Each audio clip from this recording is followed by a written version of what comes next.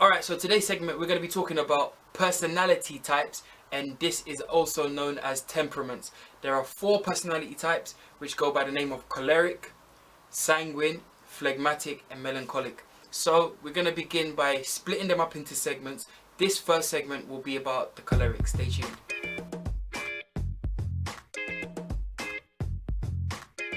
Alright, so for this segment we're going to be discussing the first temperament, and they're in no particular order, but for this segment we're going to be discussing the choleric, and these will help us to understand ourselves, understand the people that we deal with and interact with daily, and hopefully will help us to develop ourselves and become better people. Choleric people are the personality type that is very strong-willed.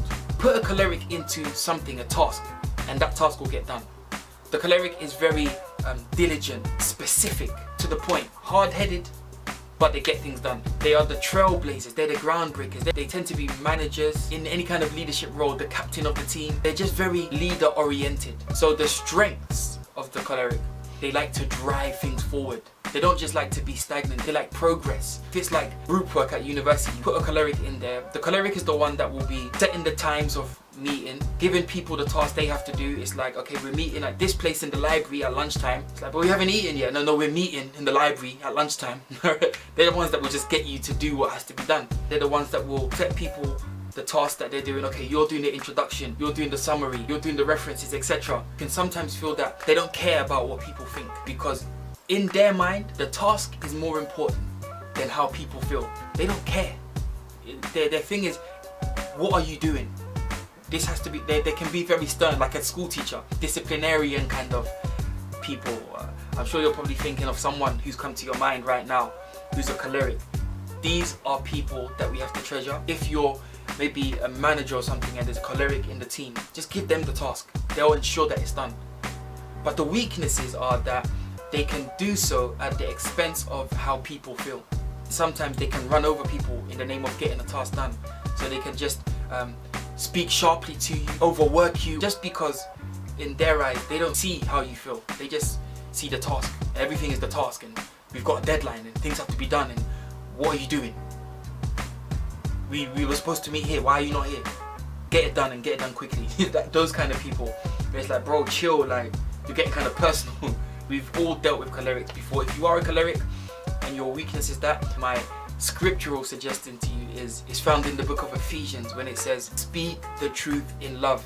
So yes, the truth has to be told. People have to know what they have to know. You have to get that point across, but speak it in love. Just be careful how you deal with people, because in your daily interactions, your time spent speaking with people, friends, whatever it is, you can sometimes carry that mindset, being task oriented, into your friendship or into a relationship, and this could damage that relationship. You could find yourself lonely because you simply don't care what people think. You can't do that with relationships. You have to be mindful of what people think. It's always about our feelings, not my feelings. You see what I'm saying? So as a choleric, tone it down a bit. Continue speaking the truth. We need you. We love you. Don't write to me and complain about, alright, why are you getting on my case? Listen, I'm sorry, but just tone it down, okay? It's important that you care about what people think. We are not on an island. We are born to live around people. That is just how life is. So you have to be mindful of how people feel. Yes, continue leading, continue driving things forward, but just once in a while, tone it down, alright?